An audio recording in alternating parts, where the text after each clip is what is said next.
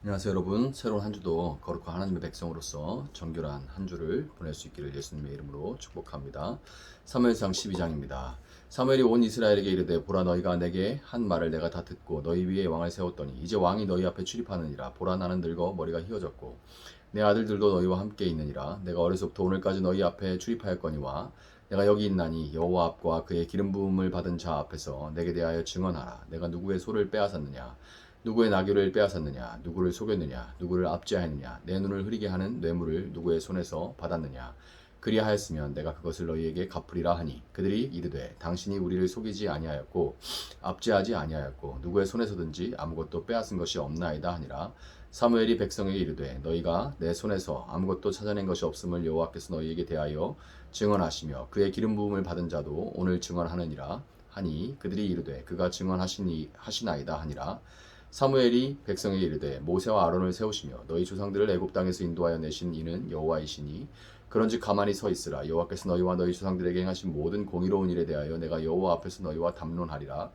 야곱이 애굽에 들어간 후 너희 조상들이 여호와께 부르짖매 여호와께서 모세와 아론을 보내사 그 두 사람으로 너희 조상들을 애굽에서 인도해 내어 이곳에 살게 하셨으나 그들이 그들의 하나님 여호와를 잊은지라. 여호와께서 그들을 하솔 구사령관 시스라의 손과 블레셋 사람들의 손과 모압 왕의 손에 넘기셨더니 그들이 저희를 치매 백성이 여호와께 부르짖어 이르되 우리가 여호와를 버리고 바알들과 아스타롯을 섬김으로 범죄하였나이다. 그러하오나 이제 우리를 원수들의 손에서 건져내소서. 그리하시면 우리가 주를 섬기겠나이다 하매 여호와께서 어룻바람과 베단과 입다와 나 사무엘을 보내사 너희 사방 원수의 손에서 건져내사 너희에게 안전하게 살게 하셨거늘 너희가 암몬 자손의 왕 나하스가 너희를 치러 옴을 보고 너희 하나님 여호와께서는 너희의 왕이 되심에도 불구하고 너희가 내게 이르기를 아니라 우리를 다스릴 왕이 있어야 하겠다 하였도다.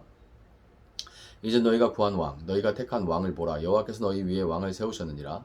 너희가 만일 여호와를 경외하여 그를 섬기며 그의 목소리를 듣고 여호와의 명령을 거역하지 아니하여 또 너희와 너희를 다스리는 왕이 너희 하나님 여호와를 따르면 좋겠지만은 너희가 만일 여호와의 목소리를 듣지 아니하고 여호와의 명령을 거역하면 여호와의 손이 너희의 조상들을 치신 것 같이 너희를 치실 것이라. 너희는 이제 가만히 서서 여호와께서 너희 목전에서 행하시는 이 큰 일을 보라. 오늘은 밀베는 때가 아니냐. 내가 여호와께 아뢰니 여호와께서 우레와 비를 보내사 너희가 왕을 구한 일 곧 여호와의 목전에서 범한 죄악이 큼을 너희에게 밝히 알게 하시리라. 이에 사무엘이 여호와께 아뢰매 여호와께서 그날에 우레와 비를 보내시니 모든 백성이 여호와 사무엘을 크게 두려워하니라. 모든 백성이 사무엘에게 이르되 당신의 종들을 위하여 당신의 하나님 여호와께 기도하여 우리가 죽지 않게 하소서. 우리가 우리의 모든 죄에 왕을 구하는 악을 더하였나이다. 사무엘이 백성에게 이르되 두려워하지 말라. 너희가 과연 이 모든 악을 행하였으나 여호와를 따르는 데에서 돌아서지 말고 오직 너희의 마음을 다해 여호와를 섬기라. 돌아서서 유익하게도 못하며 구원하지도 못하는 헛된 것을 따르지 말라. 그들은 헛되니라.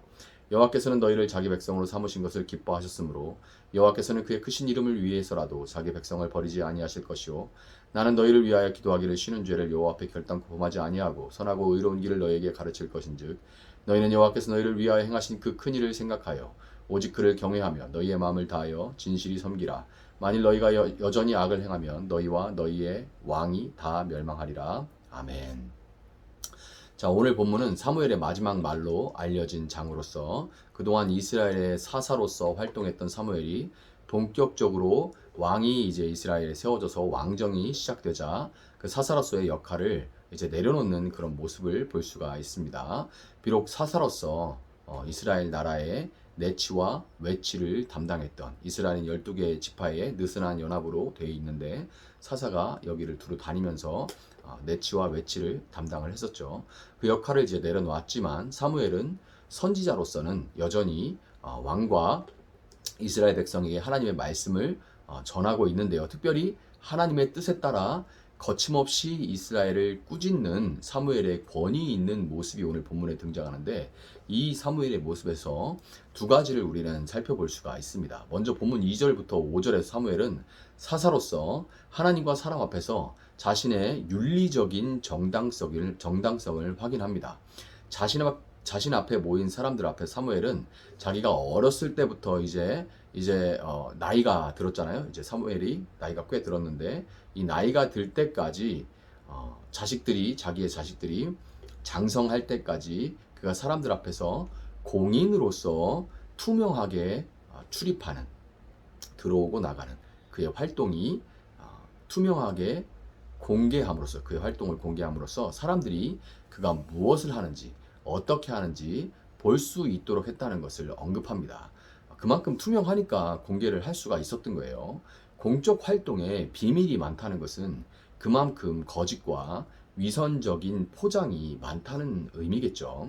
다음으로 사무엘은 공개적으로 이스라엘 백성들에게 질문을 던지는데요. 내가 누구의 소를 빼앗았느냐?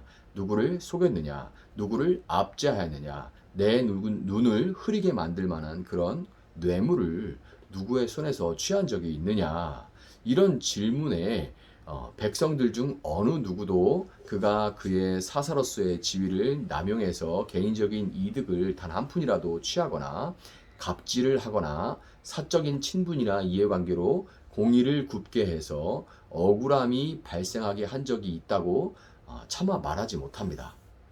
사무엘은 분명하게 하나님의 부름을 받아 세워진 이스라엘의 사사였지만 사사로서 그는 자신의 윤리적인 타락으로 인해 하나님의 부어주신 권위가 흐려지지 않도록 자신의 삶이 흐트러짐으로써 그 하나님이 부어주신 권위가 하나님이 그 권위를 부어주셨는데 그 권위가 흐트러짐으로써 하나님이 또 무시당하는 일이 없도록 철저하게 자신을 절제하는 삶을 살았다는 것을 우리가 이 말을 통해서 이 담대한 질문을 통해서 알 수가 있는 거예요. 최근에는 우리가 뭐 도덕군자를 뽑는 것이 아니라 능력 있는 사람을 뽑는 것이 아니냐 하는 그런 논리로 갈수록 이제 리더들, 정치적인 지도자들의 심각한 도덕적인 흠결을 문제를 삼지 않는 그런 분위기지만 지도자의 높은 윤리적 기준은 꼭 필요한 덕목입니다. 앞에 선 사람들이 어떤 본을 보이느냐에 따라서 사회에 많은 영향을 미칠 수가 있어요.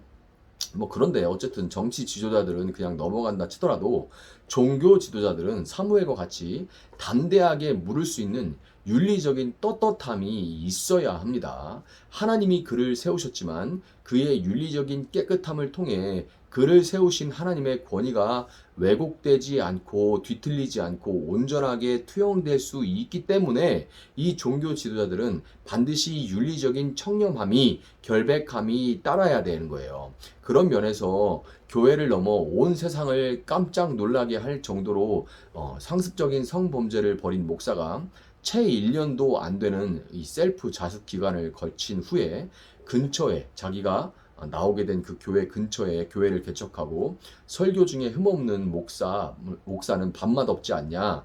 흠이 있어야 털어서 먼지가 나야 흠 있는 사람을 이해할 수 있다. 뭐 이렇게 가볍게 말하는 것을 제가 들었는데요. 이런 모습은 대놓고 하나님을 무시하고 성도들을 기만하고 있는 것이 아닐 수가 없는 겁니다. 윤리적으로 심각한 흠결이 있다면 영적 지도자는 사람들 앞에 서서 말하는 자리에서 내려와서 용서받은 성도로서 겸손한 섬김의 삶으로 회개의 열매를 맺으며 살아가야 돼요. 앞에 서는 자리에는 더 이상 서면 안 됩니다.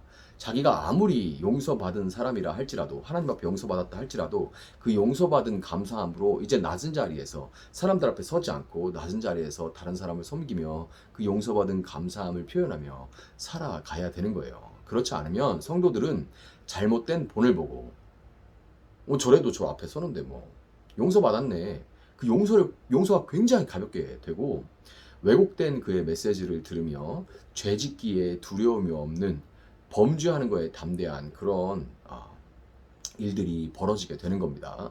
한편 사무엘이 이스라엘의 참된 왕이신 하나님을 거절하고 자신들의 왕을 세워달라고 요구한 이스라엘을 꾸짖을 때 참으로 듣기 어려운 말이죠. 꾸중을 들으면서 기분 좋은 사람이 어디 있어요. 굉장히 날카로운 그 꾸중을 들으면서 참고 듣기 어려운 말이었음에도 불구하고 이스라엘이 사무엘의 말을 청종하는 모습을 볼 수가 있는데요. 그의 말에 그토록 듣기 싫은 말인데도 그렇게 사람들로 하여금 청종하게 만들 수 있는 그 권위가 있는 것은 당연히 사무엘이 하나님이 세우신 사람이었기 때문에 그랬지만 그것보다도 더 중요한 것은 무엇보다 하나님이 그를 세우셨다는 것이 그의 이스라엘을 향한 사랑으로 나타났고 그 한결같은 사랑을 이스라엘도 알고 있었기 때문인 거예요. 사무엘의 사랑이 그에게 권위를 부여하고 저 사람은 정말 우리를 위해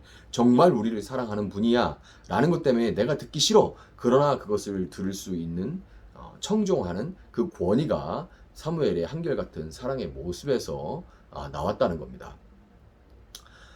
23절에서 사무엘은 이스라엘을 위해 기도하기를 쉬는 죄를 결단코 범하지 않겠다 이렇게 말하는데요. 목사로서 이 말이 참 부담되면서도 도전이 되는 다짐입니다. 사무엘의 이 다짐이 참 부담스러우면서 도전이 되는 다짐이에요. 누군가를 위해서 쉼 없이 기도하는 것은 그 사람에 대한 사랑이 없이는 결코 할 수 없는 일입니다. 그래서 사무엘이 이 기도하는 것을 쉬는 것을 하나님 앞에 죄라고 인식했다는 것은 그가 사사로 살아온 모든 날에 늘 그런 마음가짐으로 그의 마음에 이스라엘에 대한 사랑이 식는 것을 가장 두려워하면서 그렇게 살아갔다는 것을 그 한마디 말로 보여주고 있는 거예요. 비록 이스라엘이 왕을 구한 것에 대한 책망을 사무엘이 했지만 사무엘의 말을 가만히 들어보면 책망하고 꾸짖는 데에 목적이 있는 게 아니에요. 본문 14절과 20절에서 볼 수 있듯이 그가 진정으로 원하는 것은 세워진 왕과 이스라엘 백성들이 하나님을 경외해서 그분만을 섬기며 그분의 목소리를 듣고 그분을 섬김으로 하나님의 은혜 안에 거하고 그분이 내려주시는 복을 누리는 것이 사무엘이 진정으로 원하는 것이었습니다. 그렇지만 본문 13절에 이 한 절 아래 이제 너희가 구한 왕, 너희가 택한 왕을 보라.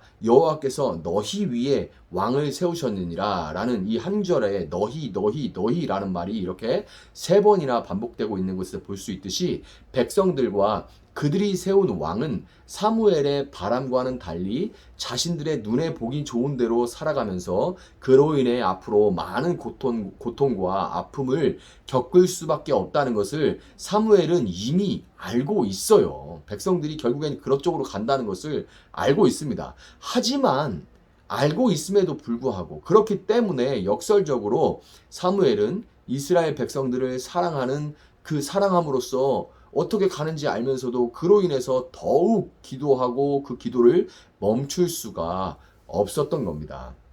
여러분 이스라엘 백성들과 같이 여러분들도 하나님이 여러분을 위해 행하신 그 놀라운 일을 잊어버리고 스스로 왕되어 살아가려 하거나 하나님 아닌 다른 누군가나 다른 무언가를 왕처럼 떠받들면서 따르면서 그렇게 살아갈 때가 지금도 또 앞으로도 많을 겁니다. 그렇지만 본문 22절과 같이 그럼에도 불구하고 하나님은 여러분을 자기 백성으로 삼으신 것을 기뻐하시고 그의 크신 이름을 위하여서라도 자기 백성을 버리시지 않는다는 것이 여전히 또 언제나 여러분의 소망이라는 것을 기억하시기 바랍니다. 여러분이 하나님의 백성으로 하나님을 경외하며 그분의 목소리를 따라 살아가도록 저는 여러분을 위해 기도하기를 쉬는 것을 하나님 앞에 죄로 여기고 또한 선하고 의로운 길을 가르치는 그런 삶을 살아가겠습니다.